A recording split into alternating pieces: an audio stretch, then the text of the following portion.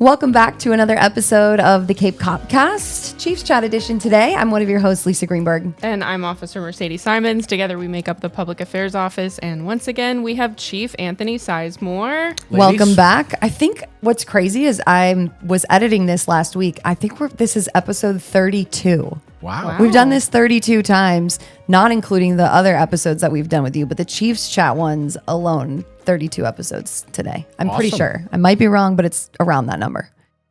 It still feels like the first one in a good way. In a good way, but I feel like we've also changed our format and grown and all that good stuff. So going to keep pushing the envelope. I'm excited about that. We were actually talking about changing our format and maybe updating a little bit in here. Yes. Yeah. You talked me into it. I like it. We think it'd be nice to have a table so that we could all have our coffee cups and, have something to lean on. Yeah. Stay a little more tuned. conversational. Something cool coming very soon. We'll work on that. Now that we have your permission. So obviously we have had a really busy week. We had two pretty big DUI arrests that got a lot of media attention. And it's scary to think about these things happening on our roadways. 100%. I mean, both of them are tragic in their own way, right? And they serve as a stark reminder for all of us. You got the one that a young man who recently got arrested for DUI for coming, within inches of hitting one of our officers. So one of our officers we're going back a couple of months, one of our officers was on the side of the road on a traffic stop. There was several officers. And this car breezes by, didn't observe the move over law, didn't slow down, just really, really careless and reckless. And the officers went and caught up to him, and he was DUI. A young man, early 20s. Mm-hmm. And you fast forward to last weekend, tragically, that same young man was driving, and another couple backing out of their driveway, and a terrible collision. It was a husband and wife. The wife died instantly. The husband is hurt, and so many lives are shattered, right? You look at so many people. Obviously the wife is deceased, and they have family, they have children, neighbors, friends. The husband, you go, there's no time to say goodbye. It's just an instant life-altering situation. And then you look at the young man, where his life will never be the same. His parents' lives will never be the same. It's such a selfish act to drive under the influence in any situation. Yeah. But when you have rideshare, you have Uber, Lyft, old-fashioned taxis, you have a designated driver, you have so many options other than that act, because that can happen to anyone. Yep. And it's just so sad for everybody involved. And obviously we grieve for the family, the survivors of it. And I grieve for the young man too, because I don't believe he woke up that day wanting that to happen. Of course. But his actions have created just a cascading effect of grief for his family included. It's just a terrible situation. And then several days after that, we had a young woman who's in a situation at home, leaves, and she's got her minor children in the car, and she's driving under the influence so to a degree that her own children called. A 13-year-old. A 13-year-old. 13-year-old with two little kids in the back seat. You think about when you were 13, what you had to deal with, or what would make your day uncomfortable. Yeah. And then look at this 13-year-old who's scared to death for herself, for her mother, and for the other two kids in the car. And, good on her for calling. Mm-hmm. For sure. That's hard. What didn't happen on Sunday, or what did happen on Sunday, didn't happen on this case, because this little girl was brave and called, and hopefully this mom can get the help that she needs after she deals with her legal trouble. For sure. I think the big takeaway for everybody here is that it impacts everyone, the people involved, but also you share the roadway with these people. So I would ask, if you see somebody that's driving under the influence, call us. Call 911. That is a definite 911 call. Don't struggle to find the non-emergency line. What do? You call 911 and let us know. I'm behind somebody. It appears as though they're driving intoxicated, and then we will keep you on the phone, and we will get to you, and then we will take over And if we observe any behaviors like that, we'll be able to take some action. But also, if you're hosting a party, I mean, these aren't new concepts here. If you're hosting a party, make sure that your guests either have a place to stay there for the night. If you're doing a big barbecue and, I got room for you guys to stay, make sure that you have a ride home safe. Before, it's very difficult when the drinks are flowing and the party's happening to then be responsible and figure out what you're going to do.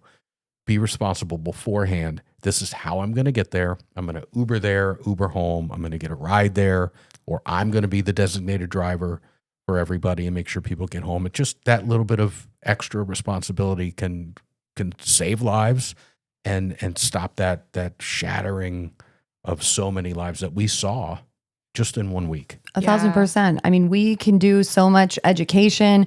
We can do DUI operations where we're specifically sending officers on their overtime to go out and look for people who are driving drunk. We can use our DUI officers who work every night, and that is their sole function. But at the end of the day, it comes down to personal responsibility. And the fact that we have to have DUI officers exist shows the issue at hand. And if people would just actually be responsible and do the right thing, it wouldn't even be necessary. Yeah, we make way too many DUI arrests, and we're proud of it. We're proud to be out there looking for them, arresting people who are driving under the influence. However, we wish that number was zero. We wish that it never 100%. happened at all.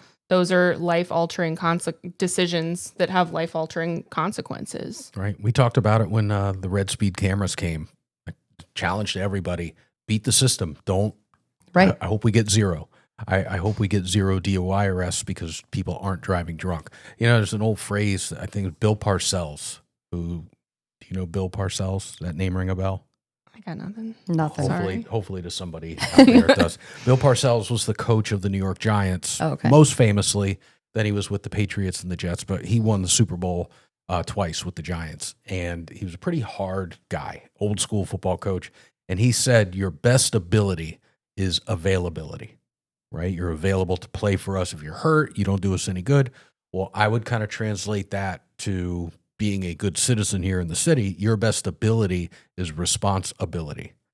And that's my Bill Parcells coaching tip. So be responsible. We can do as many operations as we could do. We could have 500 officers out there on extra detail doing DUI enforcement. There's nothing that will replicate or nothing will take the place of personal responsibility. Absolutely. And that's for any kind of driving behavior, speeding, red lights, careless, aggressive driving, DUI, anything like that. Nothing beats personal responsibility. So. Yep. That's something we take incredibly seriously. Let's switch to something a little bit less heavy. Yeah.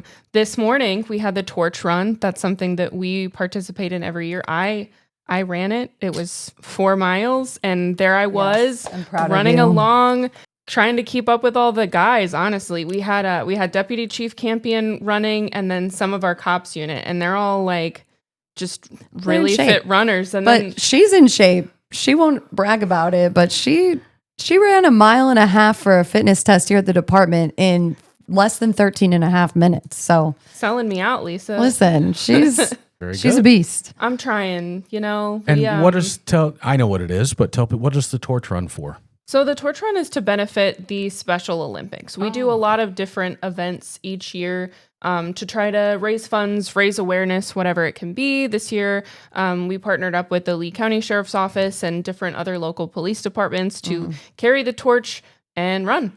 That's the biggest, awareness campaign is the law enforcement Special Olympics torch run. And it's been going on nationally. Oh, yeah. Yeah. I'm trying to think how long. 30 years this year for me as a cop, and it's been going on as long as I've been a cop. It's a big deal. And big awareness thing, right? They're out on 6 Mile Cypress Parkway and then 41. And at least it was beautiful weather today. It's been freezing cold for the torch run, and it's been blazing hot. Today was kind of nice. Yeah, it was great. It was actually my first torch run. It's funny because we talk about nationally and how it's been going on forever. I know I've got a shirt from 10 years ago that I bought, but this was my first time actually running it. So I feel like I earned the shirt this time. Yeah. That's awesome. And Cape Coral PD has been big into the Special Olympics, partnership. The sheriff's office, big time.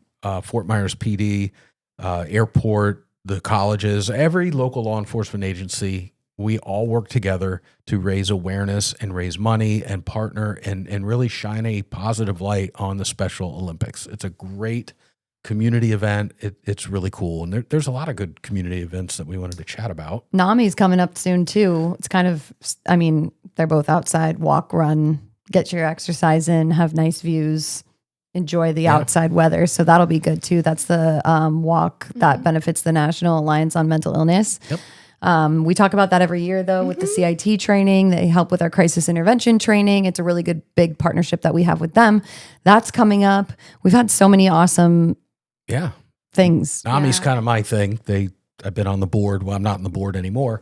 Excuse me. I'm a liaison to the board, but their one and only big signature fundraising event is the NAMI Bridge Walk or Sunset Walk. It's awesome. It's really fun. It's a great event. It's cool. It's downtown Fort Myers, Centennial Park. It's in March, a couple weeks away, right? Yeah. And it's right at sunset, raising awareness for mental health, and good time of year. And we were talking about it before. There's another one coming up. I forgot. It's the Cape Coral Police Athletic League, or PAL. They have the Dunkin' Donuts Dash 5K. We'll have more information about that. I don't know exactly when it is, but it's going to be in this really compact. February, March are huge for Southwest Florida. Yeah. Right? Because the holidays are over. The weather's good. We're getting everything in before April, right? Because it starts to get warm. Yes. Then May. Some people say it's warm. Some people say it's hot. But your outdoor activities start to wane a little bit at the end of May. Yeah. So March is peak outside stuff. It's perfect. It's the perfect time to go get outside for a walk. Not just the NAMI walk, but take a walk around your neighborhood. I think it's a perfect opportunity. I won't get into too much personal stuff, but I had a great weekend with my family last weekend, and we were outside, and there was a lot of people outside, and you just see people and you talk. And what I thought was really cool is nobody said, hey, who you voting for nationally, state, local. It was real people being real neighbors, being real Floridians or visitors to Florida. They were enjoying the outside, and it was human beings, not Facebook comments come to life, right? That craziness. And what I would ask people to do, it'll really raise your endorphins or make you feel good. Take a walk, see a neighbor that you know, talk to them. See a neighbor that you haven't met yet, talk to them. When you're driving down the road and somebody's trying to merge over, let them in. Let them in. Give them flash the lights, give them the old whatever, and it'll make you feel good. I Sometimes promise. you just need to get outside and touch grass. Touch grass. My son says that sometimes. Touch grass. Yeah, that's the thing. When Is you're that getting an too insult? crazy on social media, you say, hey, just go outside and touch Go grass. outside and touch grass. You getting a little bit too digital in life here. Let's get out, enjoy. See why everybody's coming here, right? Yeah. You got so many cool venues in the Cape. Go check it out. More mom and pop restaurants than a lot of places. So go have a good meal. Make sure you get a ride home arranged, and then have a nice cocktail. Yep. And then get home. See the sunset. The sunsets this time of year are absolutely perfect. When you can wear shorts during the day and shorts and maybe a little hoodie or a sweater at night. Perfection. This is it, man. Better soak it up.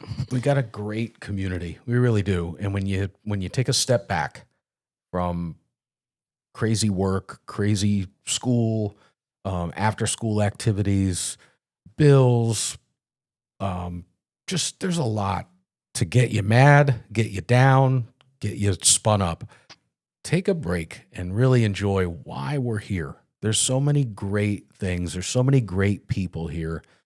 Enjoy it. Yeah, and if you're watching this before March 2nd, which hopefully you are, because we release every Friday, it's not till Monday, but we have the Financial Crimes Town Hall on Monday, March 2nd at 1 p.m. at the Lake Kennedy Center. We're going to have economic crimes detectives to talk about a lot of the scams and red flags that they've been seeing to make sure that people keep themselves safe and keep their money safe, because that gives you one less thing to stress about so that you can go outside and take a walk and enjoy it. Absolutely. All right. Thank you so much for joining us today.